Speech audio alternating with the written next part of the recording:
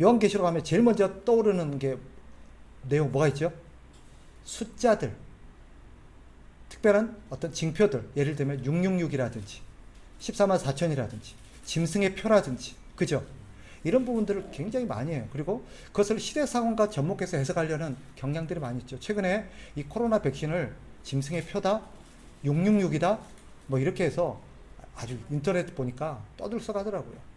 그래서 종교계 안에도, 기독교계, 이단 말고요, 기독교계 안에서도 그런 혼란스러움을 가지고 저한테 질문하는 사람들이 많이 있었습니다.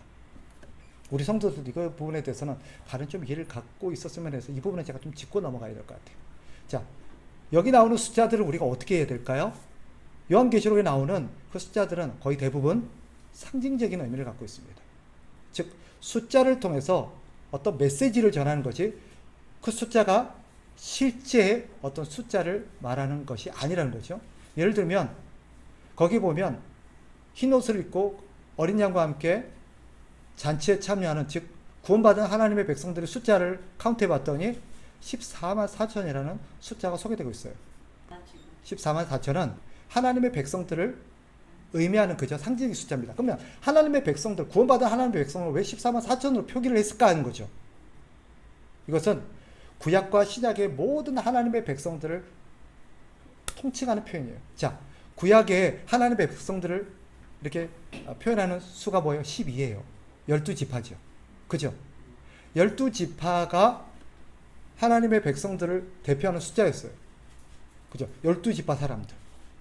그래서 구약의 하나님의 백성들을 의미하는 12지파와 신약의 하나님의 백성들을 대표하는 게 뭐예요? 12사도예요. 그죠? 그래서 구약과 신약의 하나님의 백성을 의미하는 12와 12 숫자를 곱하면 144가 나와요.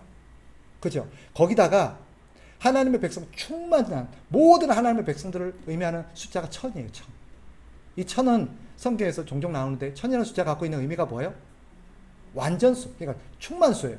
모든 사람들을 다 이렇게 표현할 때 1000이라는 숫자로 표현을 해요.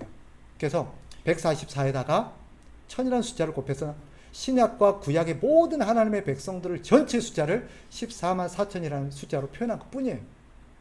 실제로 14만 4천만 구원받는다는 의미가 아니라, 아시겠죠? 그래서 상징의 숫자들이 많이 있습니다. 거기 보면 뭐 42달, 또 뭐 71회 뭐 이런 표현들 나오잖아요. 이것도 구약과 연관이 있어요. 이건 모든 숫자들은 그래서 다니엘서하고도 연관이 있어요. 그래서 제가 옛날에 요한계시록 강의하면서 다니엘서와 어떤 연관성이 있는지를 제가 한번 설명을 드린 적이 있었죠. 그래서 요한계시록은 반드시 다니엘서와 함께 해야 되고요. 다니엘서와 같이 읽어야 돼요. 다니엘서가 요한계시록의 어떻게 보면 서론이라면 요한계시록은 거기에 대한 결론이고요. 다니엘서가 구약의 예언서죠. 그래서 다니엘서는 앞으로 될 일에 대한 모습을 미리 보여줬다면 계시록은 뭐예요? 그것이 완성된 모습을 보여준 거예요. 그래서 다니엘서와 요한계시록은 같은 내용이에요. 같이 가요. 그때도 제가 말씀드렸을 거예요. 요한계시록은 다니엘서와 같이 읽어야 됩니다. 요한계시록에서 사용된 그런 여러 가지 표현들이 다니엘서에서 가져온 것들이에요. 아시겠죠? 또 한 가지. 거기 짐승의 숫자를 봤더니, 자, 13자로 가봐요. 요한계시록 13자. 여기서 이제 666이 나온 거예요. 그리고 짐승의 표라는 표현이 나와요. 그러면 이것을 해석하려면 13장의 전체 문맥을 좀 알아야 돼요. 여기 13장에 특별히 두 짐승이 나옵니다. 두 짐승. 하나는 바다에서 올라오는 짐승, 또 11절을 이해하는 땅에서 올라온 짐승. 두 짐승이 나와요. 이 짐승이 상징하는 게 뭐냐? 하나는 국가 권력, 세속적인 권력, 또 하나는 종교입니다. 이단들. 사단이 이 두 짐승을 통해서 하나님의 백성들을 탄압하고 대적해요. 하나가 뭐라고요? 세속적인 정부, 권력. 또 하나는 뭐예요? 잘못된 사이비 종교. 이걸 통해서 역사를 보면 교회를 탄압하고 공격해 왔습니다. 그런데 거기에 문맥에서, 즉 그들이 교회를 탄압하고 하나님을 대적하고 하나님의 백성들을 이렇게 학대하는 과정 속에 나오는 것이 이 짐승의 수와 666이에요. 이 짐승의 표는 뭐예요? 17절에 나오는 짐승의 표는 한마디로 말하면 뭐예요?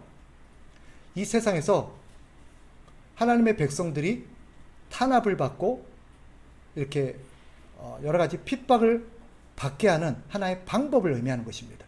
특정한 어떤 게 아니라 세상은 지금까지 여러 가지 방식으로 하나님의 백성들을 탄압하고 압제했어요. 자, 역사에 세속적인 정부가, 세속적인 권력이 기독교를 탄압했던 그런 방식들이 뭐가 있었을까요? 기억나는 거 있어요? 혹시 아는 거? 당시 유대 사회라든지 로마 당시에 어떤 일이 있었어요? 기독교인들을 탄압하면서 첫째, 출교예요. 그 지역 안에서 쫓아냄으로써 그 지역 안에서 어떤 권한을 갖지 못하게 만들어버린 거예요. 그죠? 그래서 심지어는 공무원이나 어떤 공직에 나갈 수도 없고 또 어떻게 해요? 어떤 거기서 장사나 상거래를 할 수 있도록 허가를 안 내주는 거예요. 그리고 필요하다면 여러 가지 어떤 뭐랄까요? 어떤 것들을 해서 그 사람들 재산을 몰수한다든지 이런 모든 방식들, 이런 것들이 뭘 말하는 거예요? 짐승의 표예요. 로마 같은 경우도 어떻게 했어요? 로마 안에 기독교 대대적인 탄압이 있었던 적이 있었어요. 우리가 유명한 10대 박해가 있어요. 네도트 하마스의 막대발디라 해가지고 로마의 10명의 황제들, 예를 들면 네로, 도미티안 이런 사람들, 이런 10명의 황제들이 치리하던 때에 기독교가 극심하게 탄압을 받은 적이 있었어요. 그때 누가 죽어요? 네로, 도미티안 때 예를 들면 베드로가 죽고 바울이 죽고, 그죠? 그 다음에 유명한 여러 가지 폴리갑이라든지 이런 유명한 기독교 교부들이 죽습니다. 이 시기에 기독교를 어떻게 탄압해요? 모두 기독교인들을 그 지역에서 쫓아내기도 하죠. 추방령이 내려지기도 합니다. 또 기독교인들을 잡아서 재산을 몰수해요. 그런 것들이 뭐예요? 다 짐승의 표에 해당되는 거예요. 그러니까 특별한 어떤 게 아니라 그 시대 모든 악한 세력들이 하나님의 교회를 대적하고 핍박했던 모든 방식을 짐승의 표라고 표현한 거예요. 이해되시죠? 그러니까 지금도 그런 게 있어요. 이런 것들이 지금 우리나라나 이런 종교의 자유가 보장된 지역에서는 눈에 띄게 드러나지 않지만 어디에서 많이 나타나요? 공산 국가나 저기 모슬림 지역 같은 데서는 지금 똑같은 방식으로 기독교들이 탄압합니다. 옛날에는 기독교인들을 어떤 주홍 글씨처럼 어떤 몸에 표식을 하고 다니게끔 했어요. 저 사람이 기독교인이라는 걸 막 알리려고. 반대로 이 사람이 기독교가 아니라는 것을 하기 위해서 나름대로 신분증이나 뭐가 있었겠죠, 표식이. 그걸 없는 사람은 기독교인이에요. 그렇게 색출하는 방식도 있었어요. 이 모든 것들을 짐승의 표다라고, 그러니까 세속적인 정부가 당신의 권력을 가지고 교회를 핍박했던 모든 방식이 짐승의 표다라고 말할 수 있어요. 그러면 그 표를 숫자로 666이라고 표기했어요. 왜 666으로 표기했을까요? 이것도 실제로 666이 아니라 어떤 상징적인 의미가 있겠죠. 뭘까요? 6이라는 숫자가 어디서 나왔냐는 거예요. 하나님이 이 세상을 며칠 동안 만드세요? 6일 동안 창조하셨어요. 근데 우리는 7일간 얘기하죠. 7일째는 엄밀히 말하면 창조가 아니라 뭐예요? 하나님이 안식한 거예요. 그럼 실제로 이 세상을 창조했던 것은 뭐예요? 6일. 6일째 마지막에 누가 창조돼요? 6이 창조의 마지막 된 인간에서 창조가 끝나요. 그죠? 그런데 7일째는 어떤 날이에요? 하나님의 창조를 기념하고 하나님의 창조를 우리가 예배하면서 감사하는 날이에요. 그죠? 근데 6일날 끝나버리면 뭐가 돼요? 하나님을 섬기는 날이 없어져 버리는 거예요.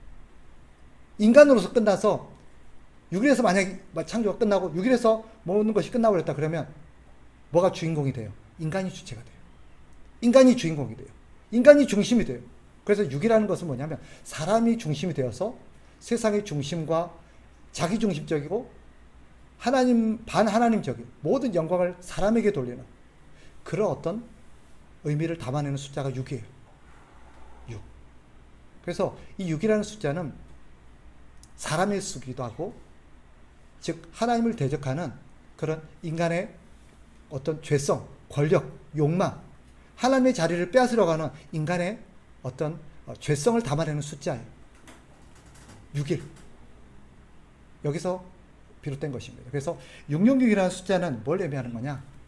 어떤 상징적인 표라든지 어떤 사람들은 베리칩, 바코드, 심지어는 인간 안에 뭐 여러 가지 백신을 통해서 침투되어지는 어떤 칩이 있대요.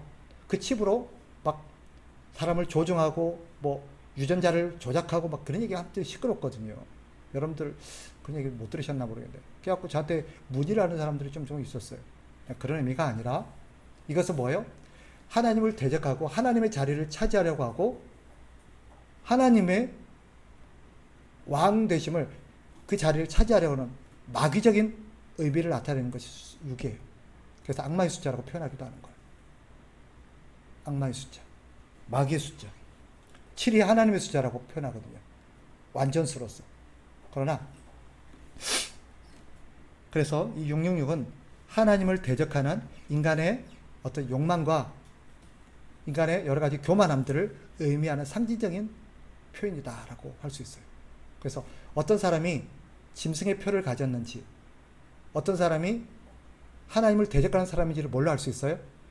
그 사람이 하나님의 자리를 차지하, 모든 영광을 자기에게 돌리고 자기중심적이고 자기가 왕이 되려고 하고 자기가 하나님의 자리에 서려고 하는 그런 사람들의 모습을 보면 그게 뭐예요? 666인 거예요. 개념 좀 이해가 되세요? 그러니까 이 666이라는 것은 어떤 특정한 것을 지칭하는 숫자가 아니라 상징적인 의미다. 짐승의 표도 마찬가지고 그렇게 이해를 하시면 좋겠어요. 그래서 그러면 지금 세상에 여러 바코드나 뭐 베리칩이나 이런 것들을 666으로 볼 수 있느냐? 그렇게 보기는 어렵습니다. 결론적으로 말씀드리면. 왜냐하면 그것들은 마귀가 우리를 탄압하고 압제하려는 것으로 이용이 된다면 그렇게 볼 수도 있지만 그것은 우리에게 도움이 되는 부분도 있잖아요. 유익하고 우리의 건강을 체크한다든지 여러 가지 사람들을 정부가 관리한다든지 이런 부분에 있어서 유용한 부분이 있어요. 그 자체를 악으로 볼 수는 없는 것입니다. 그죠? 그래서 그런 것들을 여기 말하는 짐승의 표나 혹시 666이냐 라고 이해를 하는 데는 좀 무리가 있다. 그렇게 이해를 하시면 좋겠습니다.